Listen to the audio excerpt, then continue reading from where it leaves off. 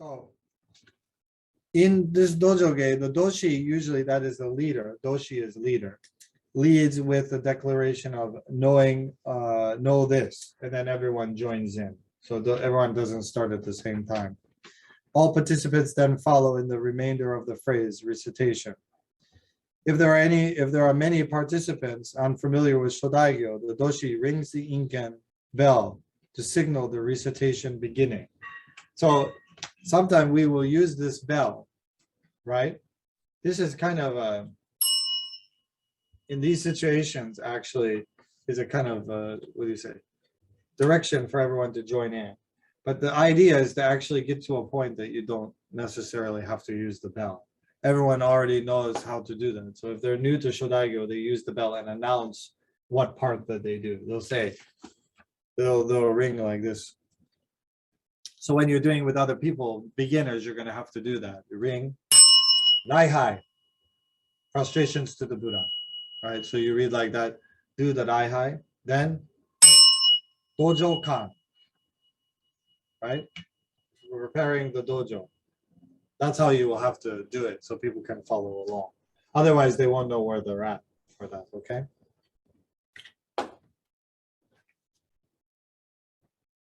So, ringing the inken to begin the participants in unison recite prevents disharmony. Speed of recitation should not be too fast or restless, nor too slow nor lax. Has anyone heard that before? That the admonishment? Where? From you. Oh, for me. No. Actually, that's Master Tiantai. Hi. Master Tiantai says you're breathing, right? Because we're talking about breathing as well. And as we move with the body, the next thing we'll talk about regulating breathing, you regulate it with your breathing, okay? So the idea of regulating breath means that is neither too harsh nor too lax. That's why when you're doing meditation, you go, if you're breathing like that, that means something's wrong, right? But actually, some people breathe very in and out very strongly. You don't want any sound, but you don't want it to be too lax. They call it like too limpy. You want to have, how do you say, dedication to it. That's the concentration part. So it's not like it's natural but not natural in that way. Attempt for being tranquil and dignified, we should with our breathing, because our breathing affects our mind. Intent on reciting this phrase with a melodious, firm tone. Listen keenly to the doshi's tonal pronunciation. So doshi is always the leader. So when you are leading Shodaigyo, you have to be able to lead how to chant it properly. And you guys should do. So that is the one way that we do. Can I see this? Dojo-kan, perceiving the dojo. Know this place in which we find ourselves now is a dojo, a place of Buddhist training. All Buddhas come to this place and attain perfect enlightenment. All Buddhas come to this place and turn the wheel of the Dharma. All Buddhas come to this place and enter into nirvana. So you want to keep the same cadence. So you don't want to do something, right? Because we're trying to make this connection with the Buddha. So you don't want to make people uppity or excited. So you don't know this, this place is, don't do that. I have seen people do that. And then people, we're trying to make people calm, right? And dignified. So that's why they have to tell priests sometimes be dignified. Actually, it says in the Hoyoshiki, don't be the monkey in the clothing, in the robes. Yeah. There's actually some really great pictures I have of monkeys in robes, because that was kind of a comedic idea of priests. So continue the recitation slowly by sequentially applying the doshi's speed to our own. That means the leader's speed. At the phrase's end, into paranirvana, the doshi rings the inken bell once again, signaling the recitation entering and preventing any strangling. Not the strangling, but I think someone's straggling. That means behind. So at the very end, they use the bell again as a tool to to be able to get people together. That's what this is. It's like a lasso for the cowboy. We have a bell for priests. Dojoge is a phrase referencing this place is the place of enlightenment. So that's the idea of why we have the Gohonzon. The Honzon is this sacred place in which we meet with the Buddha, right? That's why we don't use this place for parties and stuff like that, right? Or dance party or something like that. This is the place just for the Buddha. So therefore, when we come in, we prepare ourselves. Actually, in Vedism and in Hindu temples where they will have the Buddha, you have to change, you have to take a special fragrant bath. You have to wear all new clothes that they give you, white clothes and that, and prepare many different things before you can enter into the Buddha space, because that's the idea of purification. So the priests have to do that every day to make offerings to the Buddha. So as I just read, here the Buddha has entered into parinirvana, anattara samyak sambodhi. However, this is lengthy and difficult to pronounce. Hence, it was reduced to sambodhi.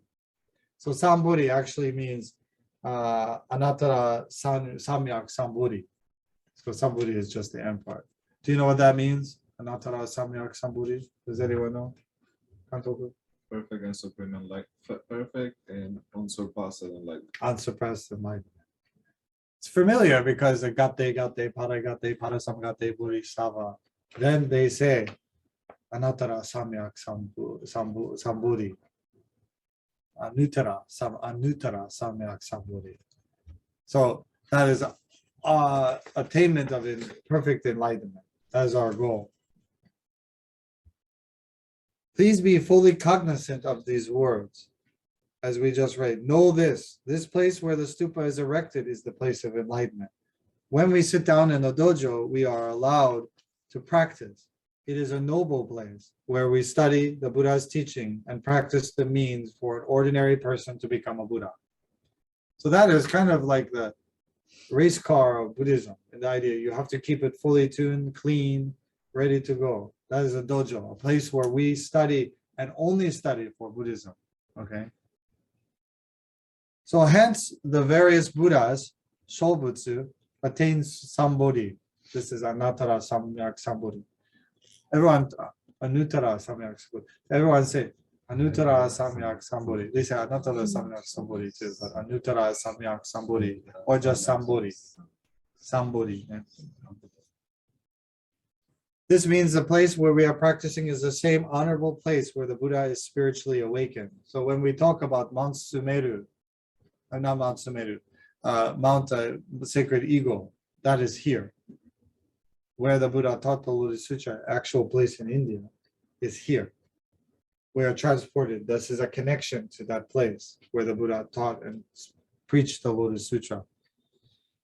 Sambodhi means correct enlightenment and is a Sanskrit transliteration of sad, or sad, bodhi. And in interpreting various Buddhas, we should regard this to mean specifically the eternal Buddha Shakyamuni. So this is another important point. So in Buddhism, there are many Buddhas, right? Many Buddhas. So this is that was a terrible person. So which one is the correct Buddha? We have medicine Buddha, Sun Buddha.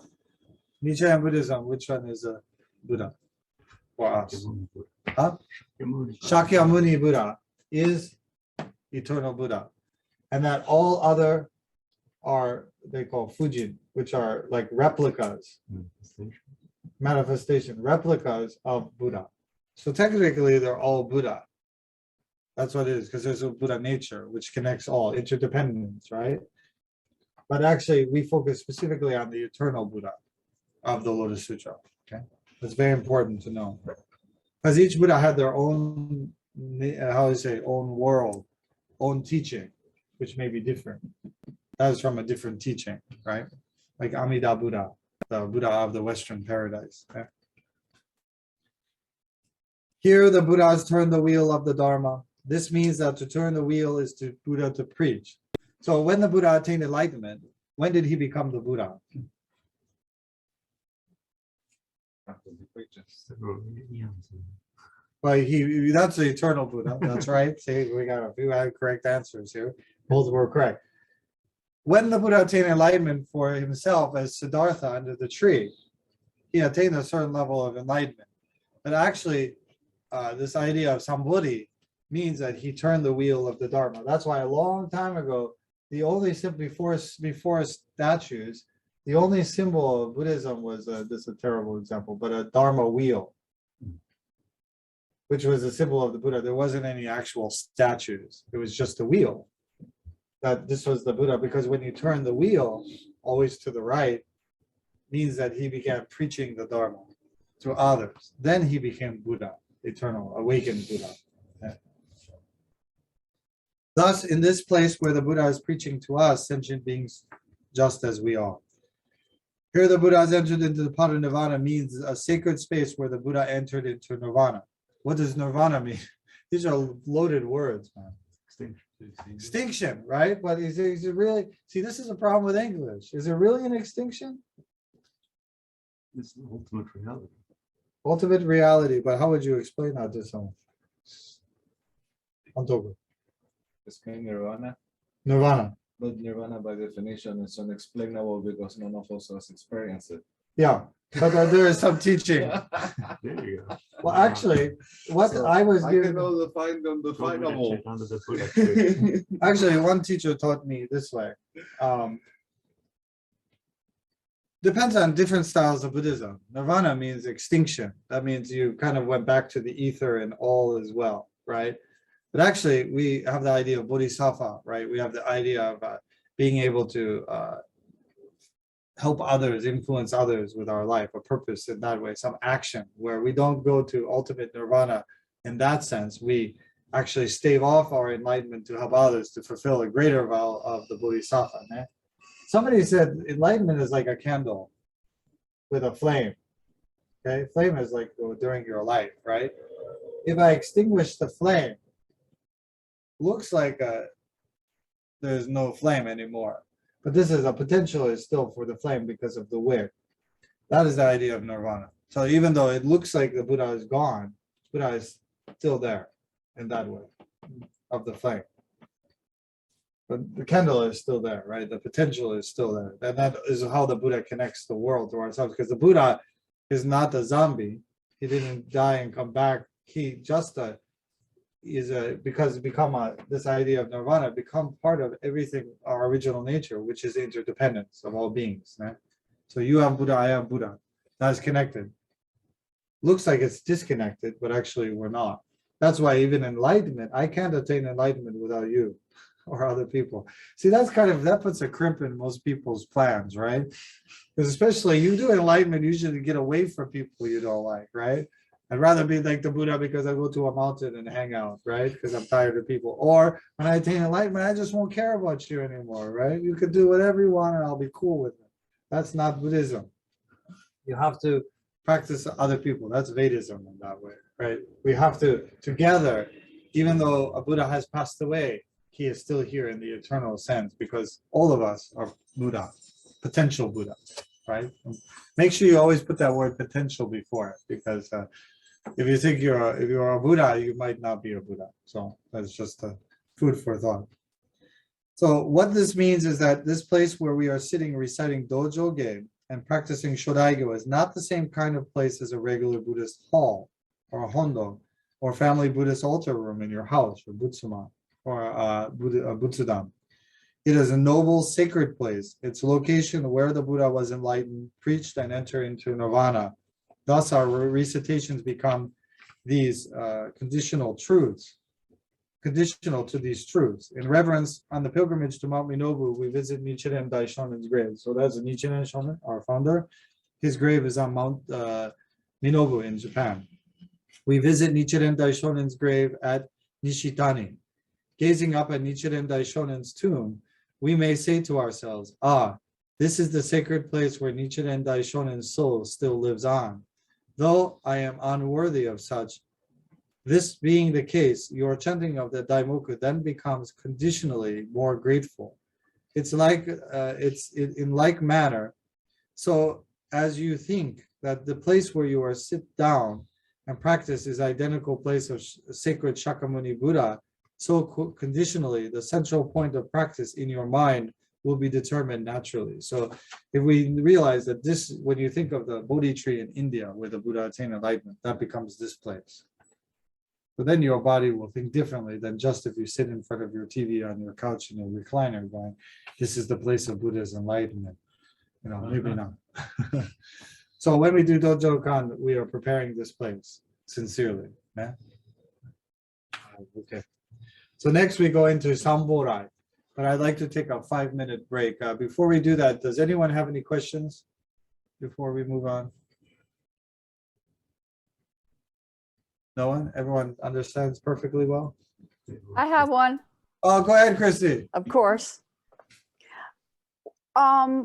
With regard to Raihai, I also understood it as prostrating ourselves in honor of the Buddha, putting his feet in our hands and lifting him up, and telling our ego to take a back seat, Yeah. to relinquish our ego at this time. Is that also true? Oh, absolutely. Because actually, that is always the big problem. I remember teaching martial arts, and in Buddhist countries, we bow to teacher. Actually, in India, when you leave and that, you bow and touch your teacher's feet. That was a kind of practice. But most people, they're so proud, they wouldn't bow to the founder of the art that they wanted to learn and study. I thought that was always weird. They're like, I can't bow to anyone. I'm like, well, maybe you shouldn't do bowing art then, because before you start, you have to bow. I said, lots of complications. You perhaps should find an art that doesn't have any bowing. And then they couldn't find it. So they would come back and then they would bow, no problem. But idea is to humble yourself. And it says in this, it's called, in Buddhism, we say, Zumen Seisoku Kimyo Rai. Holding the Buddha's feet in both of your hands, as well as the tops of our heads touching the Buddha's feet. So the head and the hands are touching the Buddha's feet, are important posturing for us. Doing so is the most respectful posturing we can make to the Buddha. It is a posturing to abolish your personal arrogance and selfishness naturally, thus becoming humble, compliant, and deeply grateful. As we say, Zangde Kimyo. What this means is that we make a deep and sincere apologetic resolve for all our past wrongdoings and misdeeds and take refuge in the Buddha. So actually, Buddhism is always about putting other people up, respecting their Buddha nature. It's hard for humans, right? Especially since we spend all our life trying to be up above other people or be in power or have more money or, whatever we try to do to get one over on others. Then as Buddhists, we realize, oh, actually, I can be a very strong person, but be humble. And that in humbleness takes a stronger person, especially if someone's giving you a teaching like the Buddha. Why wouldn't you receive it as such, right? You would want to receive it humbly. So that's why in India, I remember one time, the Koreans do this. Even before you can enter the temple, you have to bow to the head monk. And sometimes for most people, it's like, what? I haven't even said hello yet. Before you say hello, you bow to the teacher. And it's not bowing that person is someone important, because you're not bowing to the teacher, right? That's why we always have to remind the people. When people go like this, hey, Sensei, hey, thank you so much. It's not me personally. It's bowing to the robe, because this robe is the Tathagata's robe. This is the Buddha's robe, right? And I happen to be the monkey inside of it, right? But this is actually the Buddha's robe. That's what we're bowing to. We're bowing to the Buddha nature and others. So if you also have that concept, you can bow to anyone. That's why in Buddhist countries, bowing is very important. Respect other people's personal space, right? Because you see with handshakes, people pulling in, people pulling out, sometimes people crushing your hands, those kinds of things. Buddhism, we show that we don't have any evil intent. But also, as Komoto Sensei has shown, this is also offense and defense, because this is also protection for one person. Protection and protection for self and for other. I don't have any weapon, no evil intent. I respect your Buddha nature. Very beautiful. Also, Sensei Jean and I, we watched a movie recently, Pope, and there was a scene that was very significant that you might not actually see teacher That's right. next to you. And if you were pretentiously humble or just ignorant person, you're not going to receive the teaching. No. So there are teachers that could be invisible to us. That's right. And if we are in one place we're revering, another place we're really different, Right. for tongue, Right. the spirit world knows. That's So that's true. in That's a great. that movie Pope, there was a scene I remember. I don't remember which saint was present in Saint Francis, I think presence, and there was something that he was just in a really bad mood or something, and he just passed through, but the saint was actually there to guide. But he But just that ignored it person and just walked through. ignored, Yeah. Yeah. That's usually the problem with the spiritual world, right? Because nature and the spiritual and natural world have those teachings. And if we don't humble ourselves, we pass right through it, kind of like life, because life has all the teachings we need for that, right? That's a great point. So always with tradition. A good, interesting point that actually comes from Thich Nhat Hanh. I can't say Thich Nhat Hanh. Thich Nhat Hanh. Yeah. He talks about when you do the right, you're touching the earth. Touching the earth. You become one with nature, and because we are part of it. That's right. Nature is in us, we're in nature. So. Well, that's interesting because also, just as an offset, what did the Buddha say when he attained enlightenment? Who or what did he have verify his enlightenment? Does anyone know? The earth. The Buddha says the earth is my witness. Because the earth, according to even yin yang, is the idea of solid, right? Stable.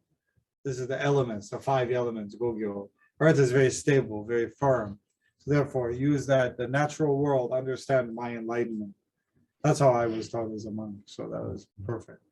Really well said, everyone. Really well. So that's why when we do Shodaigyo, don't just do it haphazardly, right? There's a mindset, there's a body, there's breathing.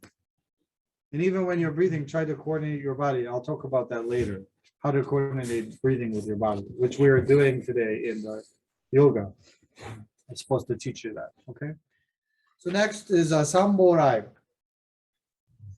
After we do Dojo Ge or Dojo Kan, we do Samborai.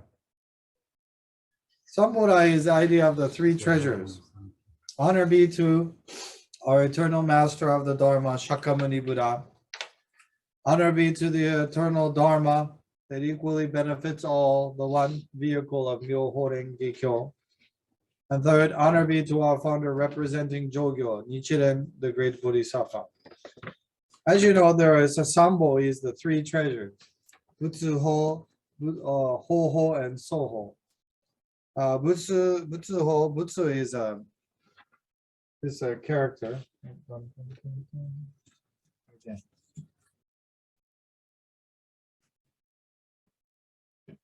I like to use the characters that at least you're familiar with them. This is an idea of Butsu. This is a modern idea for Buddha. This one, Butsu. Older style is much more complicated. The older style like Butsu. That's older style, Butsu. But this is simplified version, Butsu. And then they use this kanji, Butsu Ho. So this actually means a kind of tama or a jewel of something. But this actually means the treasure in a different sense than just a jewel, hiding the kind of treasure house or treasure place of jewel of the Buddha. Okay, that's what we're buying to. The next is same character, but Ho. Ho is the character for Inamu Myoho Gekyo, which means the Dharma. Dharma means we always put, I was told when I was studying Pali and Sanskrit that actually Dharma is a kind of teaching, but doesn't necessarily denote the Buddha's teaching. So you have to put the Buddha Dharma before to note that it's the Dharma of the Buddha. Because if you studied yoga or anything, this word is commonly used as dharma, as a teaching from a particular guru or master. So the treasure, same character here. Treasure of the dharma. Then the last one is so. So is a sangha. So, and then same character. Okay, so is the treasure of sangha. Why do we call the Buddha, the Dharma, and the Sangha treasures, right? Why?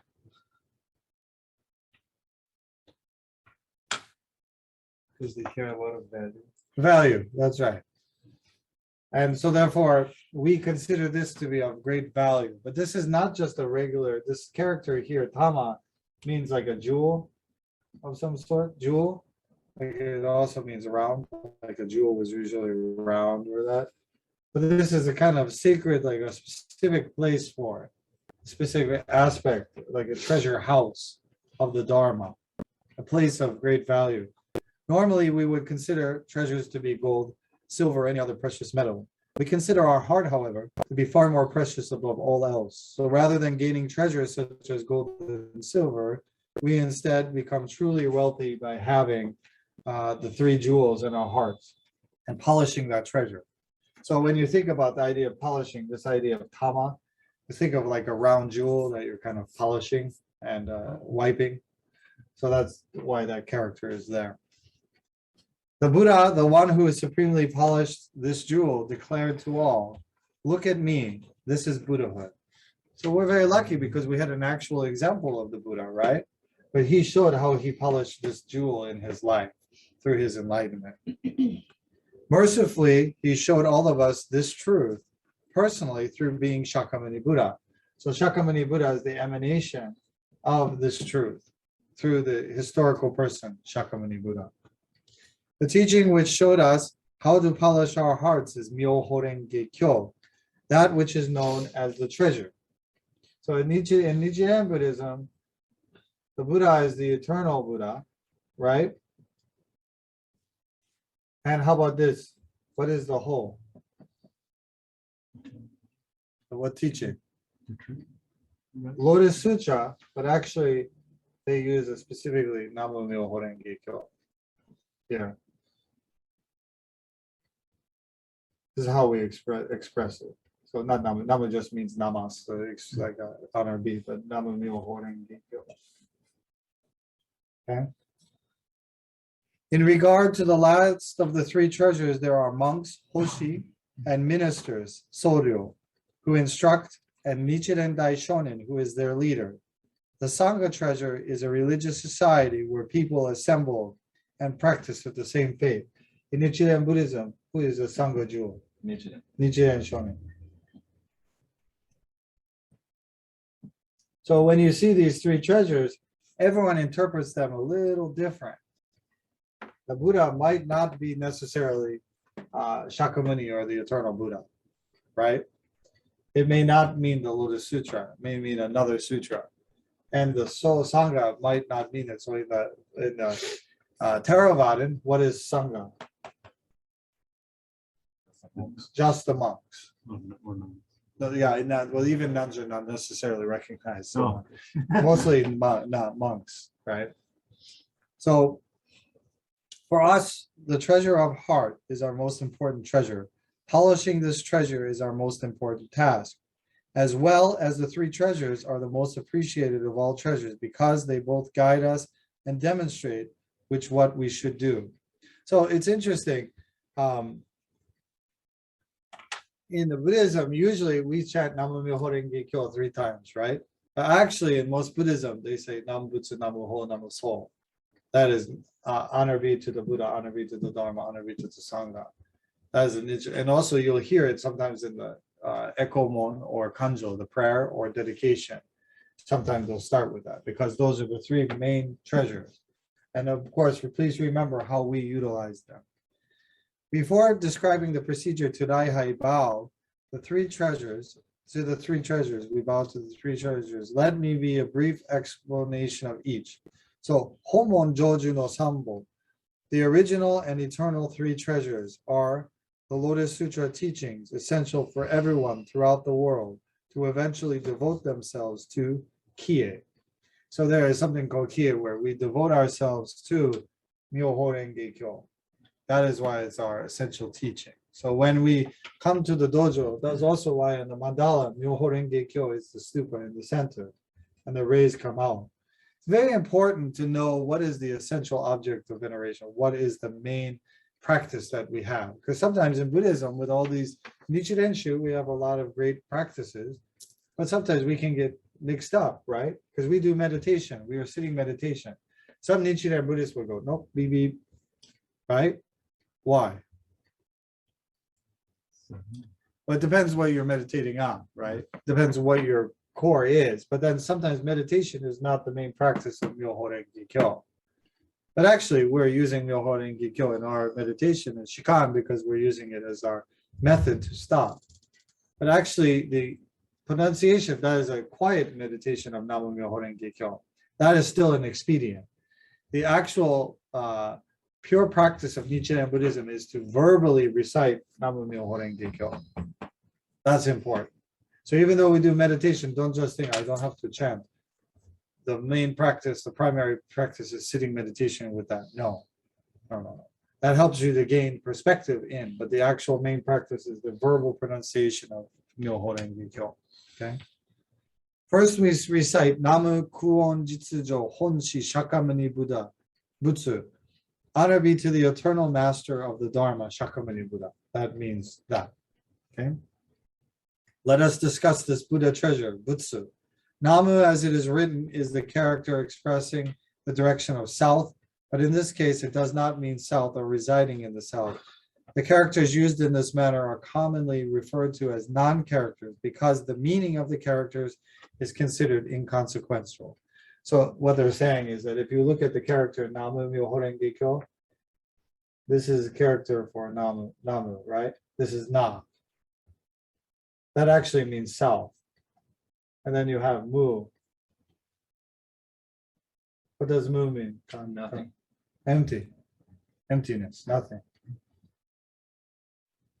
So if you look at this, you may try to read the kanji as, oh, south and emptiness.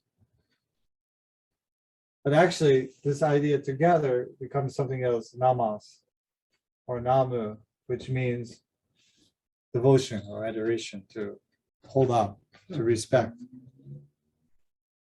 Rather, in the case, this is a transliteration of the Sanskrit word namha, nama. And it can be defined as devotion or kimyo or kie in Japanese. Two common definitions for these are I ask of and I offer up my life to. That is a namu. So interesting, think about that for a moment. I ask of, and I offer my life to. Yeah, it's like one has a very direct intention, like the second one to me has a direct intention to very personal.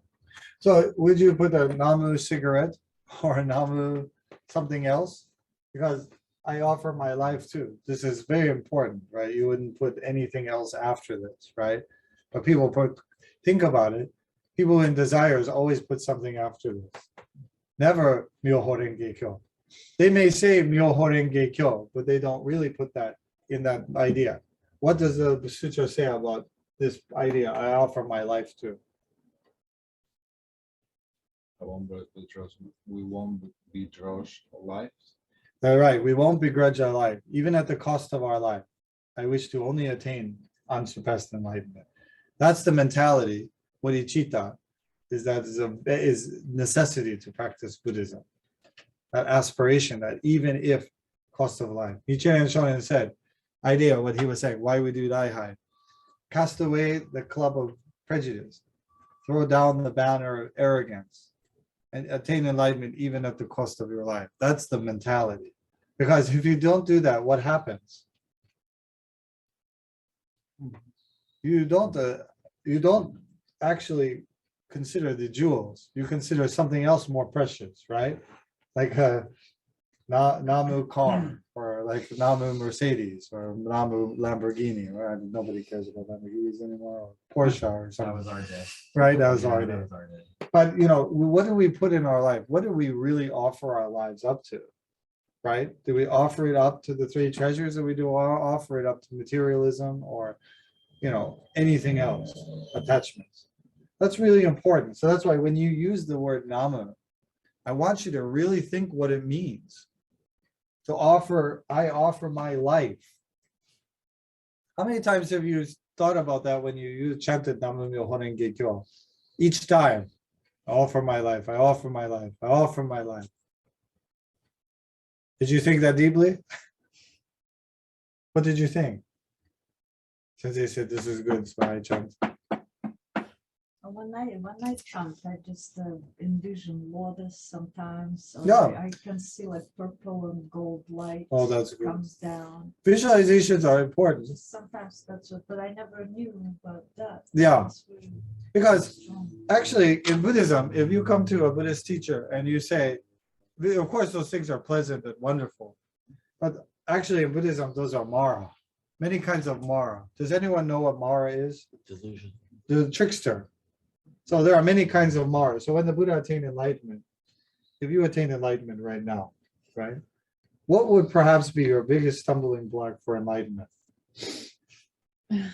What if I came up to you and I said, "Oh, you're a so wonderful person. Will you be my God?" She hesitated for a minute. She was thinking about it. But imagine that's what Mara said to the Buddha. Will you be my God? Will you be my, my everything, creator, everything? But the Buddha said, no, you are just an illusion. And that's why the Buddha used the earth as the witness, because that is where all illusion is dispelled, right? In nature, nothing irregular can hold its place. It's all dispelled. Even at our own whims or desires don't mean anything. But nature doesn't seem to care what we think or any of that thing. So that's why, will you be my God? That is because put kind of yourself up. But most people in this society, and even us to a point, maybe answered yes to that question. Immediately we got stuck, we got tricked into deciding. We might even overcome, in the movie Little Buddha, have you seen it before? Mara sends out his beautiful daughters of the five desires, and they're dancing. And if you like that kind of dancing, but then Buddha has not changed his mind. And Mara becomes angry. And then, of course, the beautiful women fall on the ground and turn into leaves and disappear, right? But Buddha got past that. And what's always the downfall, right? What is power, right? Always corrupting, right? Why? Because power must involve self in that kind of power, worldly power. That's why when Buddha attained enlightenment, what did Mara say to him? What did Mara, it wasn't in the movie Little Buddha, but what did Mara say and promise him? You will be the greatest king ever. And then his father, when he was born, King Suddhodana, the Asita, who was a famous kind of seer, came and said, your son will become the greatest king in the world, right? The ruler of all the world, or else become enlightened being. Those were the two things. Very close. But what is the difference, right? One is ego and one is not, right? One is for self. How many people would go, oh yeah, like that's right. That's what I was born here to do. So kuon are characters that are expressing a time far long ago, not one with the beginning, not one with a beginning, but rather one without a beginning, expressing eternity. So humans are not really good with eternity, right? We believe, what do you think, Connor? We're definitely not good with eternity. Why? We're not eternal. Right. Well, we don't, well, one part of Buddha nature is eternal, but yet we can't see or understand what eternity means, especially our lifespan is so small, right? And we're so narrow-sighted because our mind, our brain, and everything dies with the body, right? So therefore, how can we perceive anything outside of that organ? People forget that the brain's an organ, right? It's an organ just like your heart and everything. And sometimes it works properly and sometimes it doesn't work properly. But some people will put all of their steadfastness and belief in just the mind, right? That's sometimes an illusion. Honshi is the original teacher. Shakyamuni Butsu means the sacred Buddha from the royal Shakya clan of ancient India. So Shakyamuni means, Shakya is a family name, and Muni means the sage of. So actually Muni is a very famous, they put it after people's names all the time. So when you hear Shakyamuni, he wasn't the only person who used Muni. He was the yogi of the Shakya family, of the Shakya clan. Secondly, Namu Byodo Dai E Ichijo Myohoren Gekyo. Honor be to the eternal Dharma that equally benefits all, the one vehicle of Myohoren Gekyo. What does the meaning of one vehicle mean to you? Transport everything. Transport everything, right? Think of it, a big car and a small car, right? But a really big car that everyone can get in, right? Station wagon. Station wagon. Let's discuss the Buddha, the Dharma treasure. Byodo Dai. The great wisdom is the supreme truth of the universe, which Shakyamuni Buddha became enlightened from the results of his spiritual training. So, idea with perceiving the reality through the eye of the Buddha, or enlightenment, they call Shoho Jiso, right? Jiso means see as it is in reality. So we use that saying all the time, as it is. I remember it was my favorite. Tsukumoto Sensei was such a great teacher because he never gave long explanations, because that's what I was into. That was my thing, because I had been a monk, had lots of sutras, which I thought he didn't know too much, I thought, But his teaching was both irritating, but also extremely to the point, where it wasn't a long-winded conversation. It was like, whenever something would happen, he would use this idea of jiso, and he would say, as it is, kanjin. So it was almost like you had to accept reality as it is, and reality is turned rather than me sitting there complaining. So whenever I would go to him and say, Sensei, everything is no good, like that, oh, kanjin, that's wonderful, as it is. Let's go do something important, like, it's like, what? What happened to confession? Or those kinds of things, right? Actually, confession is inside yourself, you would say, but as it is means jiso, the reality as such. We might say, it's so very mystic. I cannot even describe this using words. Mind of sentient beings cannot even fathom this idea of jiso. I name this myo. I name being enlightened to the law, the Dharma, as myoho. Being so, the great truth of cause and effect is myoho. So myoho is the idea of as it is, myoho. What do you think myoho is defined as, Kane? Dun, dun, dun.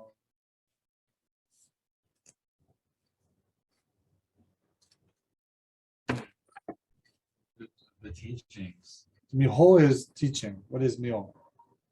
Yo, Sacred. Sacred is one, but there's another word for it. sublime. Sublime. Actually, wonderful. I like wonderful teaching, but sublime teaching, wonderful, sublime teaching. Yeah. And then what is dengue? Lotus flower. Lotus flower, right? And kyo, Sutra. sutra. That's important. So that's myoho renge kyo. That's what it means. We've been chanting it the whole time, and you never asked me what it meant. That's funny. That's just kidding. I know what you did. But that's funny. So perceiving through the eye of the Buddha. So when we chant Namu Myoho Renge Kyo, when we understand and accept this treasure, we're seeing through the eyes of the Buddha, not through us. We're seeing through the eyes of the Buddha nature that we have, not through us. Because us is the problem sometimes. It's not bad. It's just not the brightest thing ever, not the best way, right? We want the best way. We want to see things in jiso as it is in reality. But our mind tends to muddle things up, right? Because what is your mind doing? Going through your sense organs, and you're trying to take all that information and make it into something rational, right? And something that makes sense. How often does that work?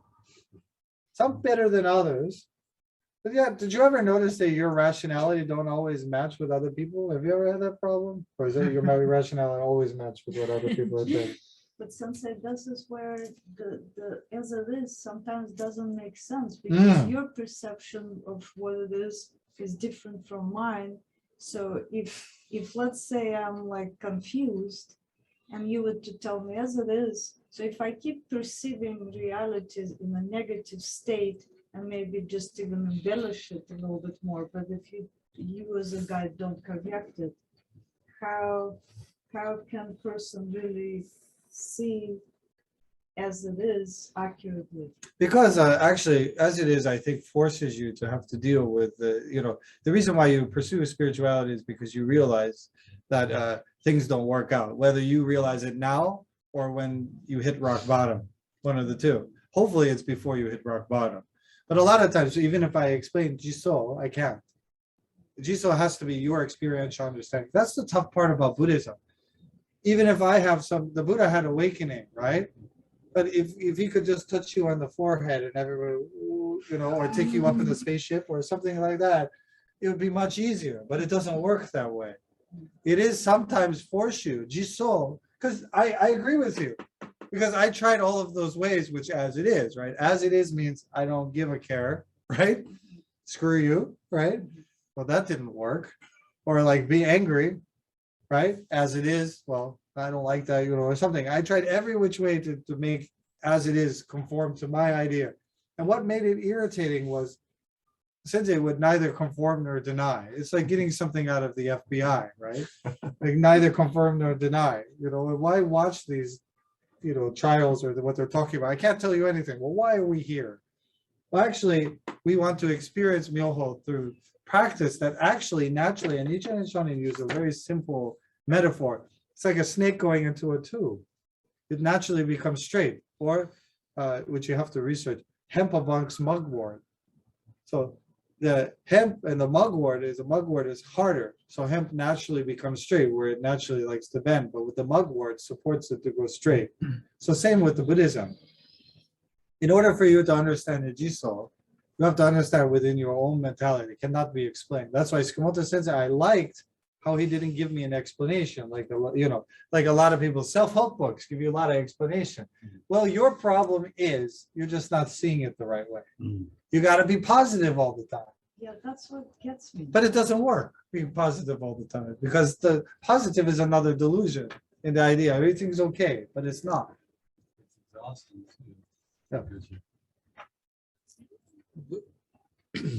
Within my limited understanding of Vedanta, there's a focus on receiving grace from the teacher, from the guru. What role does this? I'm just trying to understand what role that plays within both the combination of the relationship to the teacher and the relationship to yourself that you're trying to improve, and everyone else you're trying to help. I'm just throwing all. What is the best grace you can give anyone?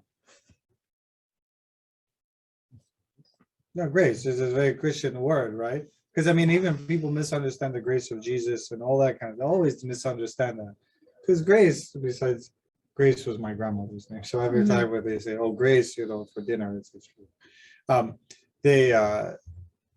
What is this idea of what we receive from the teacher? Equality, yeah. Well, but what can we give other people? Because again, we're not perfect beings, right? Presence, right? That's like a Buddha. Sometimes present, even Jesus, presence, right? Inspiration, hope into manifestation in the human form. Very important for humans, right? Spiritual stuff, sometimes too difficult for us because we still have this body, right? It's hard to understand the spiritual realm. But a lot of times, the spiritual realm is manifested in this world. Now, when you're talking about guru, which means light, right? Or someone who gives you light. Passing light is, again, like the candle.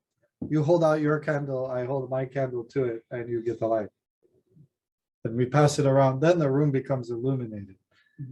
Like that. Not that I have a magic candle that I suddenly go, ting, ting, ting, like that. You have to physically come and touch my candle and then pass on. That's the way of Buddhism. Interaction. That's why the third jewel is what? Sangha. Because if it was just you can do it by yourself, you don't need the Sangha. And again, even thinking, right? It's experience. So grace means not something like handsome or inspirational, right? Because you can transmit to other people. Grace means some connection on a spiritual level that we receive that inspires us or propels us to do something. That's why grace is what we, but sometimes some guru and that they believe they, touch you or give you a magic word or something. That is, of course, to understand some different realms, but that is not ultimate enlightenment. Ultimate enlightenment is only done through the Buddha nature. Go ahead. To say, would you say that when we say as it is, the way that I see as it is like if we had like chords on our heads of like leading thoughts, there'll be this thing above that see things as they are. Looking at a different Yeah. perspective. If Yes. we cut the filter, the distortion of the mind, that's how I think what it like see as it is. Right. Would you agree with that? I would, because actually that was what the phrase forced me to do. Because I overthink, because I knew all the Buddhist doctrine to tell him what as it is means, right? But yet he wasn't interested in that. He was like, Kanji, I'm so tired. What's your point? Like that. And I'm like, Sensei, we're talking about Buddhism. You need to know this stuff, right? You've got to correct you. But he would say, no, Kanji, as it is. And that was the most irritating part because it threw it back into my ballpark instead of throwing it to him and going, your grace, you have to save me. Right? But how does it work? It's an interaction, right? It's not just the saving. You have to, in many religion, you have to go to the God, you have to accept them, that kind of thing. Same with Buddhism, that's bodhicitta. Throw down your banner of arrogance. I offer my life too. This practice, this jewel, I hold it. And within that context, you will understand Jiso. So there's no book on Jiso. But I always found that irritating. Go ahead. So with that as it is, because you have to give it back to the person to look within themselves to find the perspective. That's right. Would it be similar in the sense of like there's no like one way of teaching math to someone because everyone's brain is going to perceive Yeah. the process differently? Because again, you try to explain to other people, right? But sometimes you can be a very good explainer and get good at it, right? Buddha was very good at it. That's why he had many expedients. He taught many sutras to different people, but people hold on to those sutras and say, okay, that's applicable to me, but not necessarily. That was made for a specific person at a specific point in time that the Buddha directed. And we use it as a reference, but that's not the path of Buddhism. The idea of the Lotus Sutra is for the general, for everyone, through its transmission of essence, myoho, from the Buddha, transmission of virtue, transmission of enlightenment and wisdom. But it's a natural, subtle thing because we all are stuck in our minds going, it's got to be like an Amazon package arriving on your doorstep. Then I'll know somebody sent me enlightenment. But it's not that way. You can't order it or get it from Amazon. It doesn't come in a box with a little smiley face on it. It is actually something you experientially understood when you touch and tap into other people. That's why meeting these jewels, holding these jewels within our body, they have the idea of which parable does come to mind about jewel and about not knowing one's Buddha nature. Which the jewel in the knot. in the jewel in the knot, or the jewel in the robe too. There's two of them. One that put it in the top knot. Anyone knows that parable? Who knows? Kantoku, please say your parable. The parable. The parable. Speak up so they can hear. There's these two friends and they get together one night, and one of them is very wealthy while the other one is doesn't have that much. So they having fun, they get drunk, and one of them falls asleep, and the wealthy one doesn't fall asleep, but he has to leave on business by the next night, by the morning. So he knows that his friend probably is not gonna be awake when he leaves. So he takes this jewel, which is very precious, very expensive. So his friend is not gonna have to worry about anything, right? So he's gonna cover his expenses and everything. He puts this on his friend's robe and he leaves on business. And time passes. The friend wakes up and he never noticed that he has a jewel, tied on his robes. So I think I don't remember exactly how long time passes. I think it's like a couple of years or something like that. And when the friend comes back, he finds him. He has been out on the streets begging and in very bad shape. And he sees him and says, "Hey, silly, you look, you have this on your robe. I left it for you so you wouldn't be in trouble." So that's the idea of the. We have the Buddha nature in our mind, but yet we always return to our base nature of like, help me, or can I get something out of you, or that kind of begging nature. Or actually, Tsukamoto said he had a really great thing. He's having this great party with his friend, and he's afraid of work. So he doesn't, that's a prodigal son too. The idea that the missing son, he doesn't want to go too close to this place because he might get forced to work. Right? He likes his lifestyle as it is, and then also, he likes to stay up late, and then he likes to scrounge, and go back to that base nature, which he thinks is life or survival. But yet he's always possessed this jewel within himself that he could be very comfortable and help other people. But we always return to this base nature, because again, we don't really offer ourselves to the way. We really love the self too much because we believe, and this is the sad part about the world. You sit here today and you don't understand how extraordinary this is, that you've even questioned the idea of self. Most people build their entire life until they die when self is being taken away from them. They rely on that doctrine. They never think any other way. They never explore any other spiritual way. Always consider self. And even if they do a spiritual way, it's usually still about self, right? What's going to happen to self in the end, right? But actually, I've taken care of enough people dying, and I've experienced many types of people dying.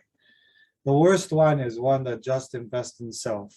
That means even my philosophy, my idea, I believe I know everything, that kind of thing. Because when they die, they can't comprehend death. They can't comprehend how everything is being taken away from them. Because right now you can kind of possess all of it in your body, right? Because you're awake, you got your mind and everything. But when you die, all of these parts start falling away. Can you imagine what that's like? Terrifying for most people, especially if you built your house on that kind of rocky premise. That's the worst. When they die, something like, mouth open and grabbing for the air. Terrifying to see someone like that. But yet in life, they were so powerful and so vicious that they thought, oh, I can rule everything. And even as they got older, they realized they couldn't do everything. They still hid that from themselves. They wouldn't believe it. They wouldn't even, because old age is supposed to teach you something too, right? You can't do everything by yourself. You are not the greatest thing and important person in the world, right? Those kinds of things should come to mind after a certain amount of lifespan, right? But not always happens. So even though someone has an 80-year-old body, it doesn't mean that they realize that. Oh, did you have a question? No, I was just reminded of Nietzsche saying that he had to study the moment of death first. Yeah, that's one thing that's actually in our Gosho book, which Nietzsche and Shonen said to study Buddhism. I thought I should instead of studying about the life itself, we should study about the last moments first, because in those last moments, actually reality is to your face. How many people have actually taken care of someone dying, right? What can you say about that reality? Well, I worked in intensive care unit for 5 years. So I've seen people dying all the time, and so like me, first time I saw people dying, it's hard to. I think I was young.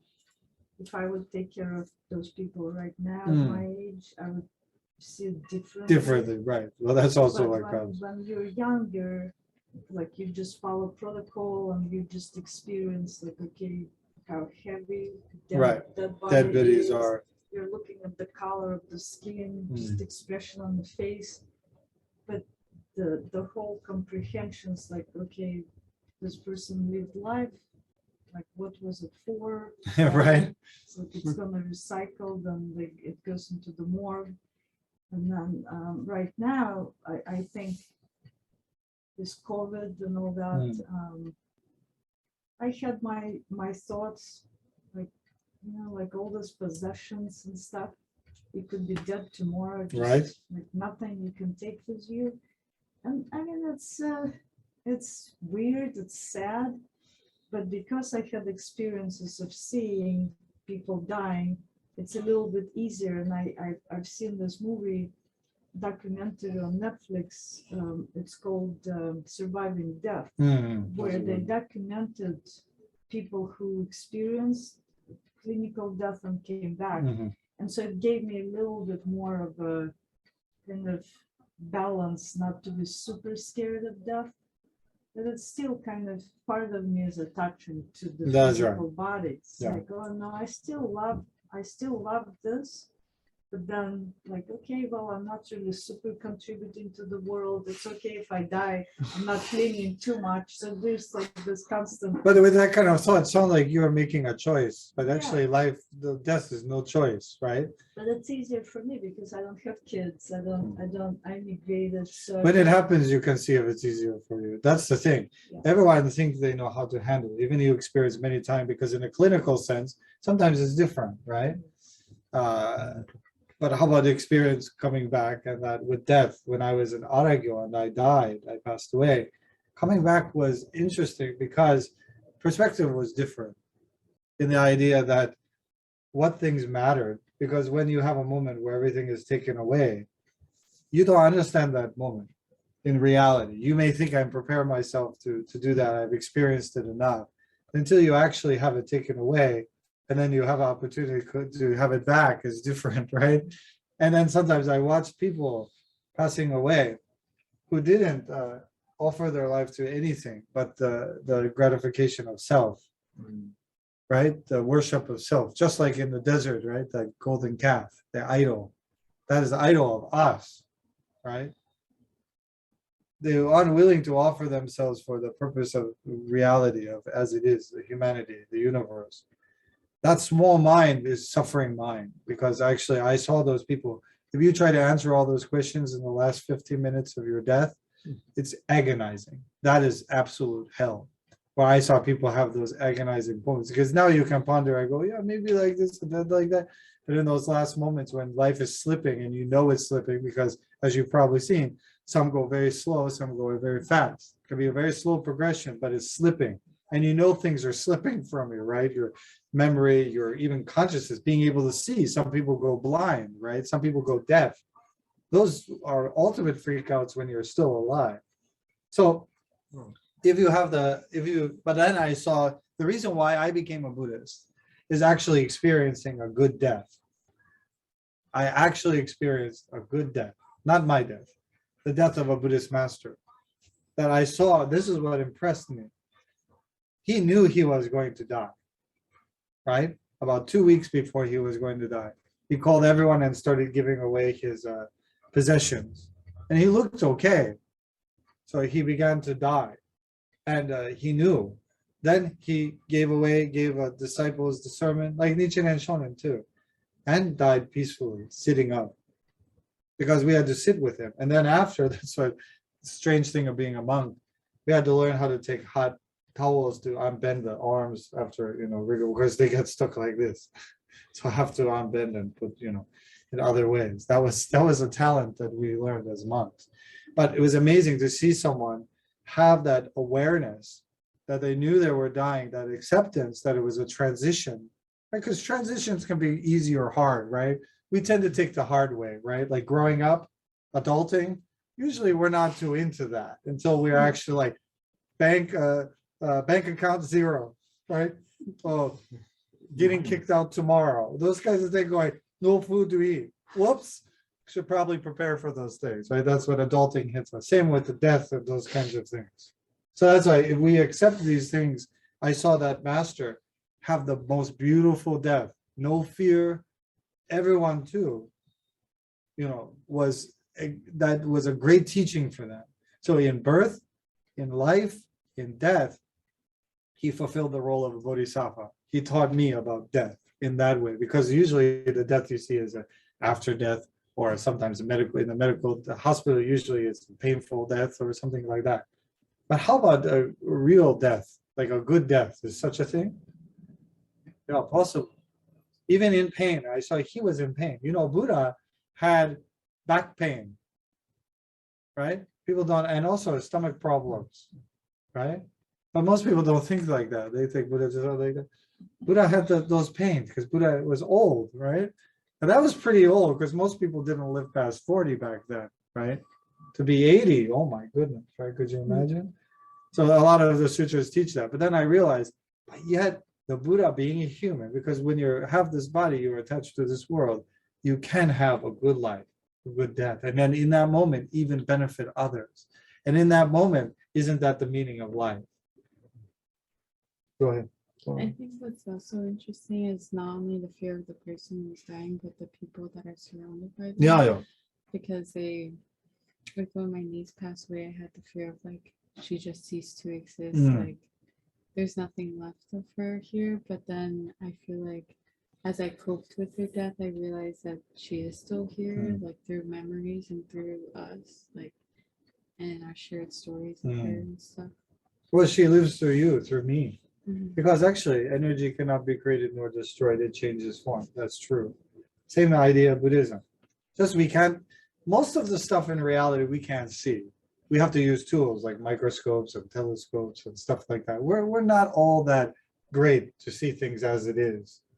So that's why it is a natural, instinctual sense we have. It's not something you develop or you find. You identify it and you see it. What this allows you to do, myoho, cause and effect, denge, seeing the lotus in the mud, kyo, through the sutra, we are able to experientially understand jiso, not a cold definition of jiso. You know, too bad, so sad. You know, that's that jiso. For some people, that's how I felt when Tsukamoto Sensei said jiso as it is. I was like, too bad, too bad, too sad. You know, that was like, I don't like that one. You know what I mean? But yet it really left it with me. Yeah, very nice. Yeah. So, any questions? So we only got a few on, but we can continue it later because then we'll go into the meditation. But I wanted to go deeply into it.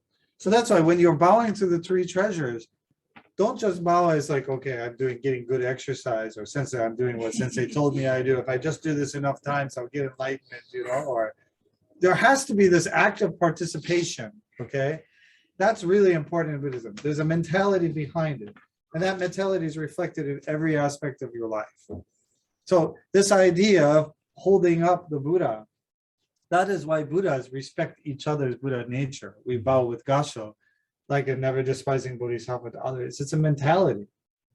And actually, it's a beautiful way to go through life. Especially, I even tried to understand, you know, think about it. Have anyone understood how to deal with people they hate or hate them? Everyone has that arch nemesis in their life. Maybe they've hopefully moved away, you might think, or that they might have died or something like that, you know, because everyone's like, oh, you know, hopefully I hide or somewhere or they die or something like that. But that's not so easy because as Mamiko said, evil lives a long time, right? The good die young, evil lives a long time. So how many people here have actually felt that you could bow to the, you know, Buddha nature to those evil people? Yeah? I can't do it. Yeah, right? Tough, man. But yet, you know, like I was saying, for you, it's tough. And that's actually very rational as a human, okay? I have to run away. I can't even, like, it just irritates me so much. But you think staying there is also respect, but that's not it either, neither running away. The idea is that seeing it as it is means that we have a perspective that can encompass all of the 10 realms, including hell. Right? Because hell is usually we spend our whole life avoiding it, right? But usually we can't avoid it, right? Because we find hell in the smallest moments of our mind, right? No matter how evil you are, you still have to be by yourself some other time. So that's one thing you can always hold. At least bad people have to be with themselves, unless they're just crazy. Then they don't see anything wrong, right? That's called a psychopath, right? That's a little different than somebody who has any kind of moral compass. But there are people who are psychopathic, and there are people who are crazy in that way, that they just don't see the reality is the same, right? But we as Buddhists are able to see the perspective as it is. So that means I understand the mind of that person. A lot of times we have conflict because we can't understand the mind of the other person or the situation. Why would they be that way? What's their problem? That's usually what it is. What is your problem? See, this is what Buddhism has to answer too all the time. Is that, you know, if you have trouble with somebody, you really hate somebody, or you have a, you know, somebody hating you, or me, or whatever you want to call it, you know, Buddhism has the trick. You withdraw and reflect on the person. Yeah, but Because, actually it's an active. It's not, I don't think it's withdrawing. I no, think no, it's but I active. mean, you focus on. Oh, inside to Yeah. watch instead Yeah. of outside. Yeah. Yeah, so you're internal, you're going inside. That's another important part he brings up. Buddhism is not focusing outside. It's a focus inside. Because outside is kind of scrambled information, right? All of the numbers and jumbles and your brain is trying to make understand. That's not really a good thing to rely on for accurate information. I mean, even your perspective, right? Because you may think everyone likes me, but maybe not everyone like you, you know, or that this is this way, but it's not necessarily that way. You just created that in your mind, but actually internally you can see it as it is. And then that's the thing too. Like if you think that people people like you and they don't like you, you have to live with that too. You have to. But as it is, because Yeah. what does that mean? Like, does And that you- take anything away or give anything? Not No. necessarily. No. Only to self it does. Yeah. Because self feels injured or hurt Yeah, see, by. that's the thing, and that's where this internal concentration focus is so important. But the Practice. interesting thing though, most people, what would you do if you're in that situation? Then you go, okay, self's the problem, right? So what do most people do? They go to extremes. So how do you get rid of self? Forget about Forget about it. Forget about it. Forget about it. No, actually, the idea, what did Buddha do? The first thing that happened when he had all of these issues going on, what did Buddha do? Well, he first became a naked ascetic, Oh, you know, eating bird poop and stuff like that, and just the water from the sea and the droppings of the bird and that. He said, I'm not gonna eat regular food. Let's just give it all up, be tough, toughen myself up, so I don't have to have feelings anymore. That's always I think. If I just become tough enough or mean enough, I won't have the feelings, and no one's gonna mess with me. But always there's someone to mess with. Huh? Like building up a wall. Like building up a wall, but somebody always is able to climb over that wall. There are many professional wall climbers in this world. So how big you build up the wall, somebody will get over it, right? Well, it's kind of ironic too, because we talk about walls all the time, right? In America, but that idea, people always, because they have the emotion to get over it, some people are going to get over it, no matter how big you put it or small. But the idea is that same with emotional walls. But we tend to think that's how we approach life, and it never works out. And then we spend years and years doing that. But actually, the Buddha, we see the Buddha in our minds. We accept the jewel of the Buddha, put it into our hearts. We accept the Dharma, that is the teaching, the way. And then we accept the community in which we practice together to expound that way into reality, manifest it. But that is through Myoho Renge Kyo. So imagine if you understood that. You should have the movement in your body that when you see the Buddha, you feel inspired. That's why sometimes calling yourself a Buddhist is a problem, I think. Because then we take the Buddha for granted because he's one of us. He's our guy, right? It's different than calling yourself this or that. He's our guy. He's our boy, right? But actually, no, that's not how it works. We have to be in awe every time we see Buddha. Every time we come to this place, the dojo, we commune with the Buddha nature. That's our Buddha nature, and that having a different conversation than this person just talking to himself, right? It's communing with that nature. And actually in spirituality, that's what spirituality is supposed to be. Communing with the higher mind, the true nature, the source. That is essentially what all religion is technically trying to do. Some are better than others are doing it because lots of stops or places you get stuck. Buddhism should remove all of that. That's why the Lotus Sutra removes all of that and just goes to essence. Essence is so hard to hold on to. That's why when Tsukamoto Sensei first gave me the Lotus Sutra by Senshu Murano without any dialogue inside, or what did I call it? Commentary. Thank you, Mike. Commentary. I was lost. I was like, what is this? I don't get it. because I was waiting to be told what the point is. Like, Cliff Notes. Like, okay, now I got it. Now I get it. Now I got the sutra. I understand the Lotus Sutra. That's how people are. But he handed it to me, and grabbing essence was so difficult because I had to really have this state of mind to offer essence, to get to essence. And essence had to be something that I had to experience through my life, not through something else, such as a book or by someone else telling me what it is. As it is. As it is, that's right. So that's I like that saying because it's not giving you something. Usually religion is always ready to give you something. This is what it is, instead of as it is, because that kind of puts you in a different state, right? Well, it's like in religion, it's like Holy Spirit has to actually touch you to be blessed, to see something. To see something. But that you cannot explain that to me, right? That's something either you experience or don't experience, as it is, right? But religion love to go, this is it. This is it. This is it. This is it. Something like that. But actually, that's empty. So that's as it is. It's a much more complicated. And actually, I like it as a kind of riddle because it makes your brain kind of fry. Because you make up as it is, as we were saying, all these false presumptions. And then you're like, well, that's not it. That didn't work out too well. I had all this. If I just become a meaner SOB, I'm going to make sure nobody messes with me. There'll always be somebody to mess with you. Always. And it'll be their appreciation. Right, Kane? That's why even in the life we have a challenge.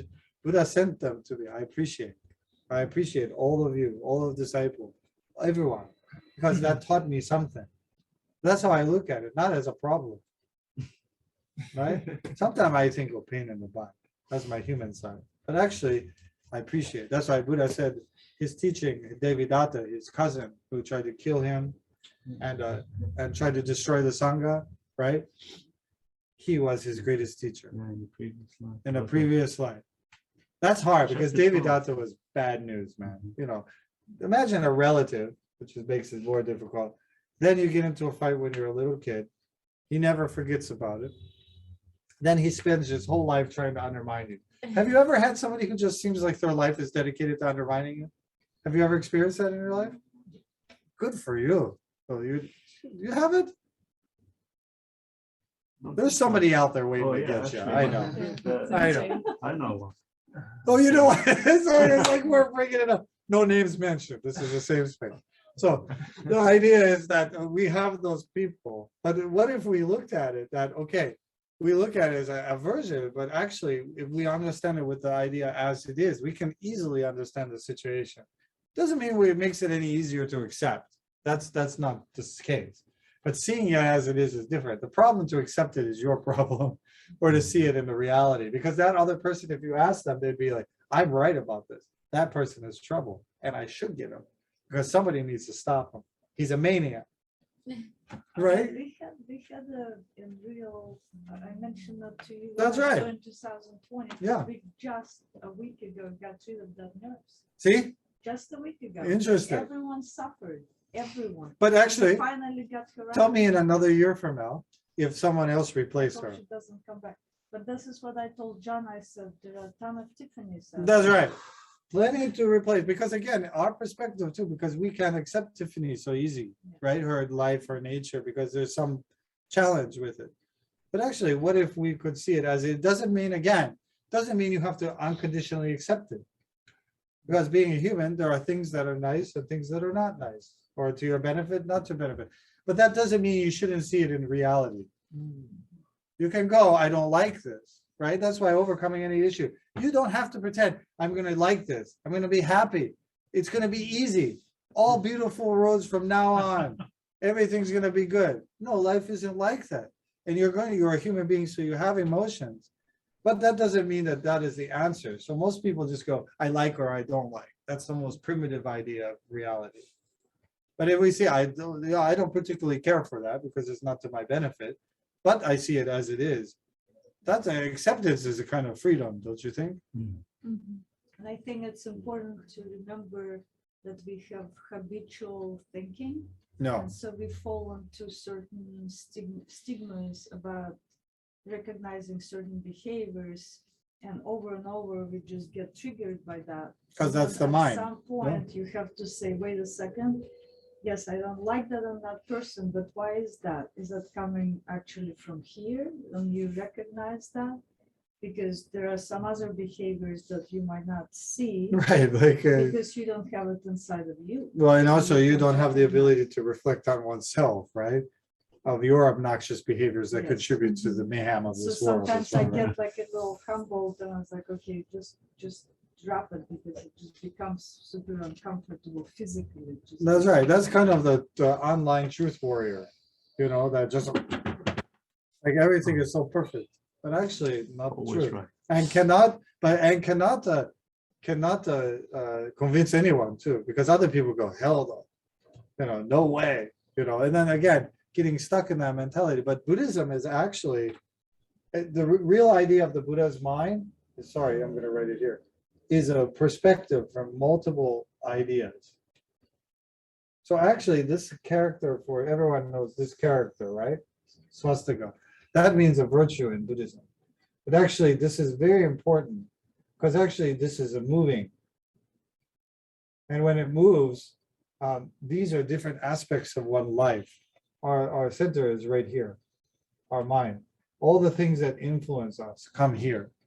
And that what the Buddha can see, this is why this is wisdom. He can see all of these influences as they are. And what that means is that in the idea of samadhi, you don't focus on just one influence, you.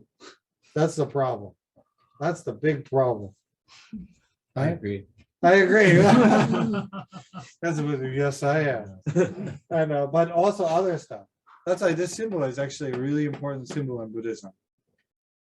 Idea of swastika, because it turns. And that in that are all the aspects of your life. Yeah.